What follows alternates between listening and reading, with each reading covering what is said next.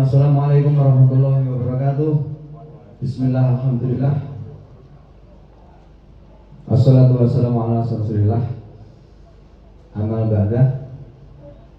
Kepada yang terhormat beliau Ibu Dian Kurnia Rahmawati STP selaku Kepala PTD Pembibitan Pertanian di Kabupaten Semarang di Kecamatan Tuna. Kepada para hadirin pemirsa yang saya hormati, marilah pertama-tama kita panjatkan puji dan syukur kita kepada Tuhan Yang Maha Esa, yang mana pada pagi hari ini kita masih diberikan nikmat sehat, nikmat segarnya yang tak dapat terhitung, serta salawat salam kita juga kepada junjungan Nabi kita Nabi Muhammad SAW yang akan kita nanti syafaatnya besok di yaumil qiyamah. Allahumma amin.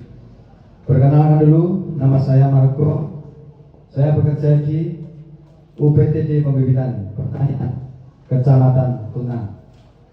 Di sini izinkan kami untuk membawakan acara seminar orientasi P3K angkatan 19 tahun 2025 di Dinas Pertanian Perikanan Pangan Kabupaten Semarang.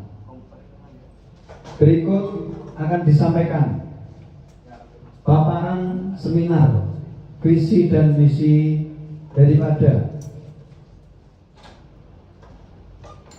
tujuan pertumbuhan perekonomian pertanian di Kabupaten Semarang yang akan dipaparkan oleh beliau Bapak Yugianto.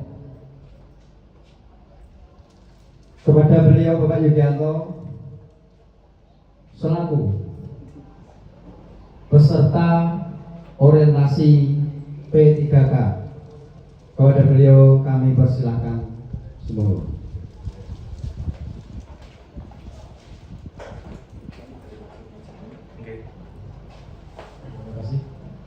Assalamualaikum warahmatullahi wabarakatuh.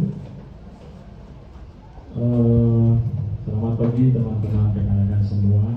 Kepada yang terhormat Ibu Dian Kurnia Rahmawati STP selaku mentor juga sebagai Kepala UPTD di Pembibitan Pertanian yang kami hormati. Juga kepada rekan-rekan seangkatan yang saya hormati pula, kita tetap harus semangat. Terima kasih. Pada hari ini, hari Rabu tanggal 15 Oktober 2025, akan saya sampaikan laporan seminar dari orientasi kita yang kita mulai tanggal 6 sampai tanggal 9. Terus mentoring juga pada hari ini kita melaksanakan seminar. Laporan seminar orientasi P3K angkatan 19 tahun 2025 Dinas Pertanian Perikanan dan Pangan Kabupaten Semarang. Perlu perkenalkan, nama saya Yugianto, yang saya jabatan operator layanan operasional yang ber-NI P3K 1974 0620 2025 211011. Latar belakang dari adanya pengadaan P3K bisa kita lihat dari Undang-Undang Nomor 20 Tahun 2023 tentang ASN, khususnya di pasal 5, pegawai ASN terdiri dari PNS dan P3K. Selanjutnya Peraturan Pemerintah Nomor 49 Tahun 2018 tentang Manajemen PKK, P3K maksudnya, pasal 39 sampai 44 tentang pengembangan kompetisi. Selanjutnya untuk Peraturan Presiden Nomor 38 Tahun 2020 tentang jabatan yang dapat diisi oleh P3K. Selanjutnya Peraturan Lembaga Administrasi Negara atau Perlang Nomor 15 Tahun 2020 tentang pengembangan kompetisi P3K. Yang selanjutnya Keputusan Lembaga Administrasi Negara Nomor 289 Tahun 2022 tentang pedoman orientasi P3K.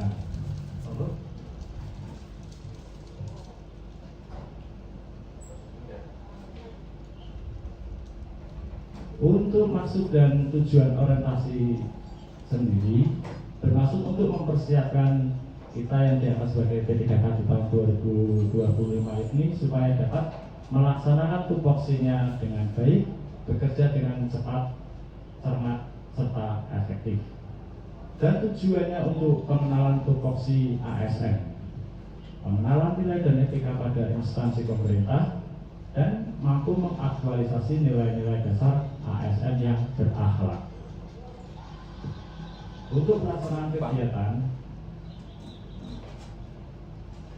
waktu pada tanggal 6 sampai 15 secara keseluruhan terbagi melalui Zoom meeting pada tanggal 6 sampai 9 Oktober 2025, mentoring tanggal 10 sampai 14 Oktober 2025, dan sekarang seminar tanggal 15 Oktober 2005 yang bertempat di UPTD Terminal Akhir Bisnis Indis di Dinas Pertanian Perikanan dan Pangan Kabupaten Semarang. Baiklah, untuk selanjutnya akan saya uraikan tentang rencana hasil kerja. Yang pertama yaitu kegiatan saya tersedianya bahan kerja. Untuk tahapan-tahapannya sebagai berikut. Tahapan pertama yaitu mengecek semua bahan kerja yang akan kita butuhkan. Karena kita harus menyesuaikan kebutuhan apa yang harus kita perlukan untuk ketersediaannya bahan kerja yang akan kita lakukan. Terus yang kedua yaitu menyiapkan bahan kerja yang akan dipergunakan. Yang selanjutnya melaporkan bahan kerja yang sudah akan habis maupun yang akan kadaluarsa. Itu harus tetap kita cek, karena kalau sudah kadaluarsa mungkin tidak bisa dipakai. Dan outputnya itu 4 kegiatan. Untuk penerapan nilai berakhlaknya sendiri, yang pertama yaitu akuntabel. Saya bertanggung jawab sepenuhnya terhadap kepercayaan yang diberikan kepada atasan kita. Yang kedua yaitu kompeten. Saya akan terus belajar mengembangkan kemampuan serta berinovasi untuk memberikan kinerja yang terbaik. Dan yang terakhir yaitu kolaboratif.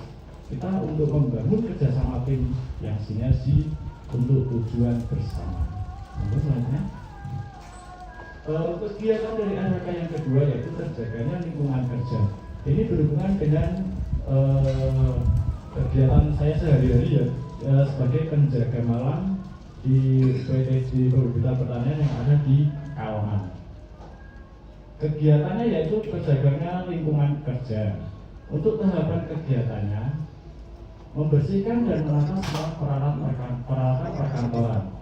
Setelah para karyawan pulang, kita membersihkan tempat kerja untuk hari berikutnya supaya siap pakai. Dan yang kedua, membersihkan halaman luar ruang kerja supaya bersih. Karena kalau untuk kebersihan memang kita harus prioritaskan untuk kerja, tempat bersih, kita nyaman. Yang ketiga yaitu mengumpulkan serta membuang sampah pada tempatnya. Yang keempat, mengecek segala sesuatunya supaya aman.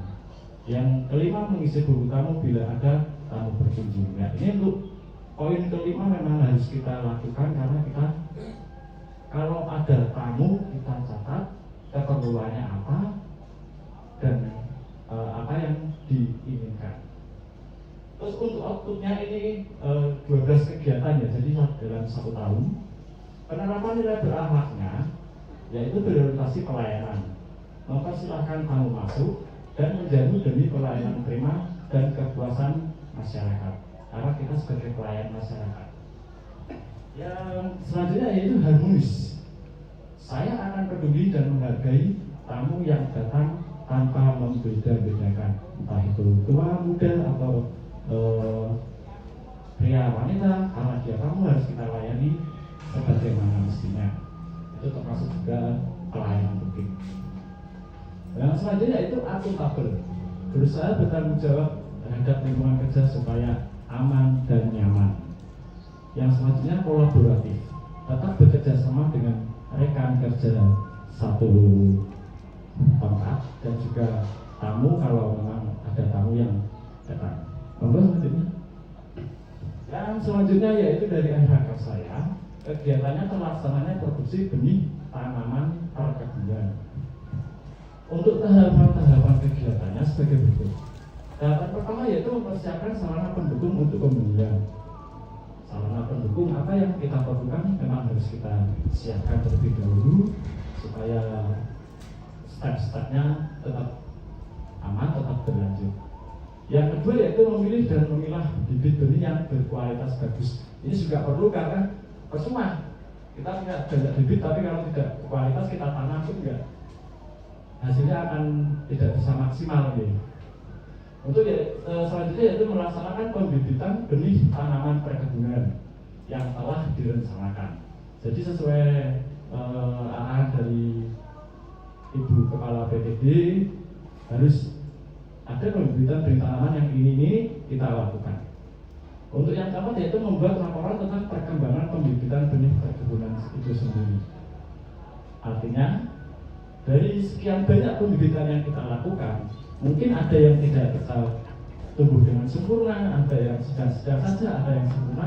Itu perlu kita pilih dan pilih, kita laporkan juga. Yang selanjutnya yaitu output kegiatan dari RHK pelaksana produksi benih tanaman perkebunan ini sebanyak 12 kegiatan. Untuk penerapan nilai berakhlaknya, akuntabel. Kita harus bertanggung jawab dengan semua tugas yang diberikan oleh atasan untuk ketersediaan produksi benih. Yang selanjutnya adalah kompeten, terus belajar serta mengembangkan kemampuan memilih bibit yang berkualitas bagus. Jadi kita harus tetap belajar. Yang selanjutnya itu adaptif, berinovasi dengan melakukan silang bibit supaya tercipta varietas baru. Nah itu mungkin bisa untuk inovasi kita juga. Mungkin dari bibit ini kita stek sambung atau bagaimana supaya kita mendapatkan varietas yang baru atau varietas yang bagus. Yang selanjutnya itu kolaboratif, tetap bekerjasama dengan rekan kerja satu tim. Untuk RHK selanjutnya yaitu pelaksanaan pemeriksaan aset dan inventaris kantor. Ya ini berhubungan juga dengan sebagai tugas saya sebagai penjaga malam, karena kita harus dapat mengcover entah itu aset, inventaris yang ada di tempat yang kita jaga. Kegiatannya yaitu mendata aset atau inventaris kantor yang ada. Jadi barang inventaris atau aset yang ada di kantor itu kita catat, kita data, kita laporkan kondisinya baik, sedang atau memang rusak. Yang kedua yaitu mencatat nomor aset inventaris ke dalam buku aset atau buku inventaris. Itu kan ada lembaran biru itu yang ada logonya kabupaten, nomor aset, nomor itu kita catat juga. Dan melakukan laporan berkala 2 bulan sekali tentang barang aset inventaris yang ada. Jadi kita melakukan cross check di buku kita juga yang ada di lapangan. Untuk output kegiatan ini ada 4 kegiatan. Dan yang tidak kalah penting untuk penerapan nilai berakhlaknya yaitu berorientasi pelayanan, memberikan pelayanan yang terbaik dengan data dan bukti yang ada apabila ada penelitian tentang aset atau inventaris kantor. Nah ini kaitannya dengan aset ya. Kalau mungkin aset-aset kita akan kita laporkan ada atau tidaknya, kondisinya bagaimana, baik buruk, sedang atau memang rusak. Terus yaitu untuk selanjutnya akuntabel. Kita siap mempertanggungjawabkan terhadap kepercayaan atasan dalam urusan aset inventaris yang ada sesuai dengan tahapan kegiatan yang poin 3 itu kita laporan berkala. Untuk selanjutnya yaitu kolaboratif, tetap bekerjasama dengan rekan kerja untuk mewujudkan data aset inventaris yang bisa dipertanggungjawabkan. Lalu selanjutnya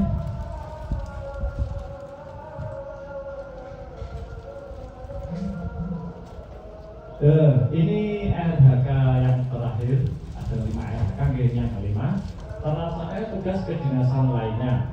Untuk tahapannya yaitu membuat laporan tentang tugas kedinasan lainnya seperti mungkin kita dikirim ke acara pertemuan atau acara rapat atau acara gakotan atau lain sebagainya, mengirim surat keluar masuk, membuat file surat masuk dan keluar.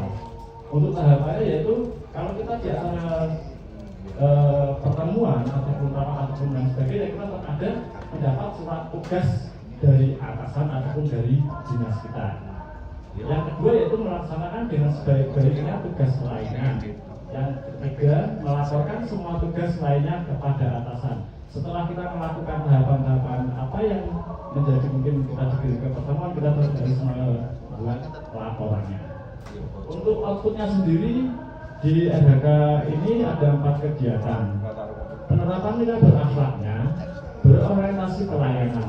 Kita berusaha membuat laporan setelah untuk memberikan pelayanan terbaik bagi masyarakat, akuntabel, bertanggung jawab dan pekerjaan yang diemban, loyal. Kita harus tetap loyal dan memegang teguh ideologi Pancasila, Undang-Undang Dasar dan setia terhadap NKRI serta pemerintahan yang sah dengan bertanggung jawab terhadap tugas bernegara. Yang terakhir yaitu kolaboratif untuk membangun kerjasama yang baik dengan tujuan dan arah yang sama. Sampai selanjutnya,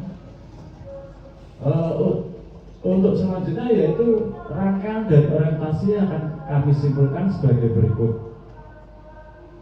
P3K dapat melaksanakan tugas maupun fungsinya di unit kerja masing-masing dengan baik sesuai nilai-nilai ASN berakhlak yang telah dipelajari, serta mampu memberikan kontribusi yang baik melalui hasil rencana kerja yang disusun melalui laporan orientasi P3K untuk dapat menjalankan visi dan misi kabupaten sehingga pembangunan dapat berjalan baik dan optimal.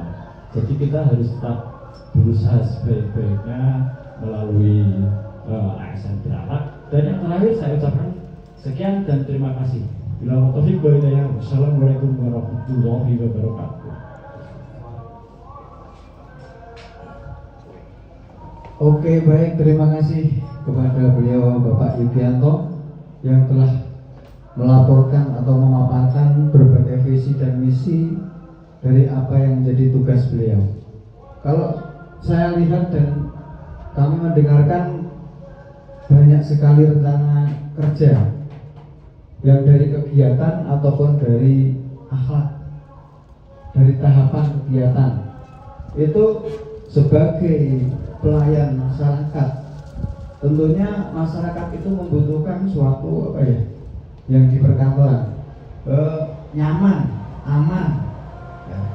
Itu sebagai pelayan masyarakat tentunya kita harus berani bertanggung jawab. Nah, ini dari pemirsa atau bahkan dari Ibu Mentor, kiranya ada kritik atau saran bahkan ada pertanyaan, dimohon untuk mengajukan pertanyaan ataupun kritik kepada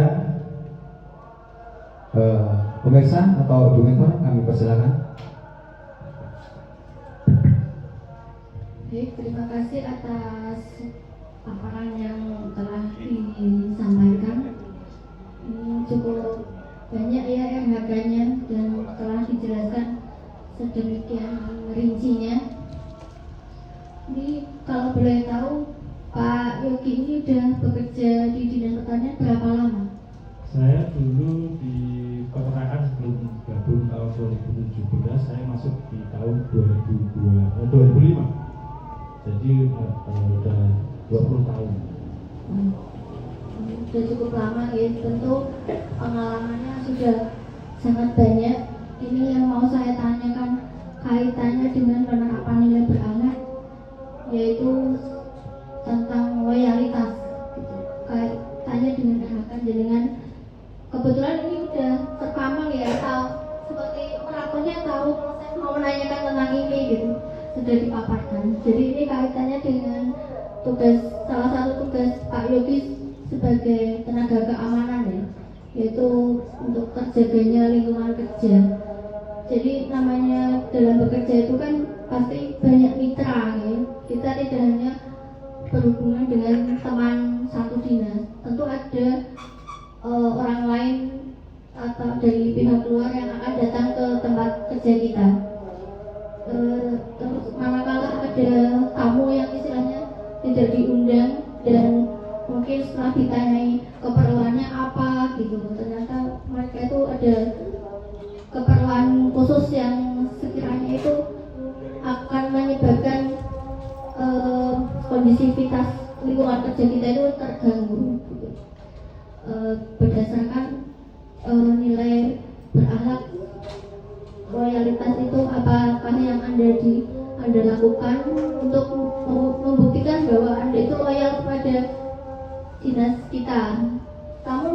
baiknya nilai berorientasi pada pelayanan itu tetap harus Anda terapkan gitu. Jadi langkah apa yang akan Pak Yogi lakukan? Silakan. Terima kasih Bu Beton. Memang betul, sebagai penjaga keamanan khususnya ya, kita memang harus fleksibel. Ada kalanya kamu tak diundang ataupun yang jauh, wartawan yang dalam tanda petik itu ingin ini cuma dapat.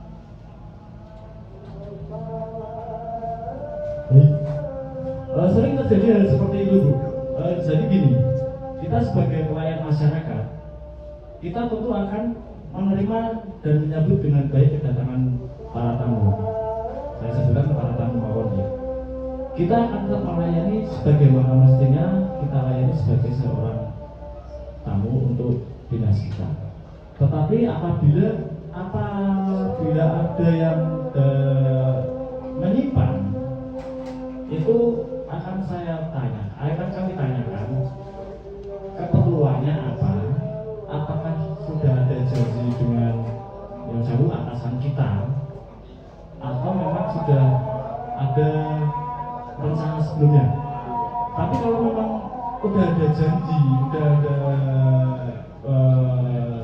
istilahnya emang harus ketemu pada hari itu, sebagai penjaga kita harus tetap konfirmasi dulu ke dalam, khususnya ke bagian empok ataupun ke sekdim ya. Kita tanyakan dulu apakah betul beliau ada janjian dengan si A.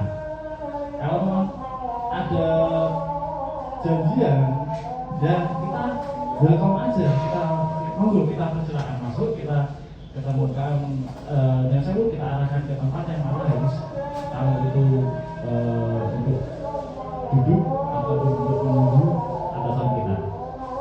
Tapi kalau memang tamu itu kok istilah kasarnya orang janji dan anu kok teko lah, itu baru kita ada pendekatan yang lebih lanjut. Maksudnya kita tanya kalau memang nggak ada janjian ataupun belum ada hari itu ketemuan sama atasan kita, saya sebagai penjaga harus koordinasi dulu dengan yang di dalam. Maksudnya kalau ada apa-apa kita bisa tanggung jawab semua. Kita bukan tanggung jawab sebenarnya ada di penjaga, tapi tidak menutup kemungkinan kita tetap harus koordinasi dengan yang ada di umum kepegawaian sebagai yang selalu ibu dari dinas kita. Kalau memang beliau menyetujui dan bisa masuk, baru kita arahkan untuk ke ruang tamu, duduk di ruang tamu sampai menunggu beliau untuk memenuhi tamu itu. Jadi kita harus tetap mengedepankan pelayanan publik. Kita harus juga harmonis. Kita harus juga akuntabel, kompeten. Jadi nilai-nilai berakhlak yang ada di penerapan nilai berakhlak, insya Allah kita lakukan semuanya. Kira-kira begitu jawaban dari saya, Bu. Terima kasih. Mungkin ada pertanyaan lainnya. Terima kasih, penjelasannya sudah sangat detail dan jelas, bisa diterima. Terima kasih untuk sekian. Sama-sama Ibu. Selamat siang teman-teman. Oke, baik, terima kasih. Demikian tadi jawaban ataupun paparan yang sudah disampaikan dari Mas Yukianto. Terima kasih kepada beliau dan terima kasih kepada semuanya yang hadir, terutama dari Ibu Dian. Terima kasih dari saya, banyak kata yang hilaf saya sebagai manusia biasa. Saya mohon maaf yang sebesar-besarnya. Dari kami cukupkan sekian. Wassalamualaikum warahmatullahi wabarakatuh. Terima kasih.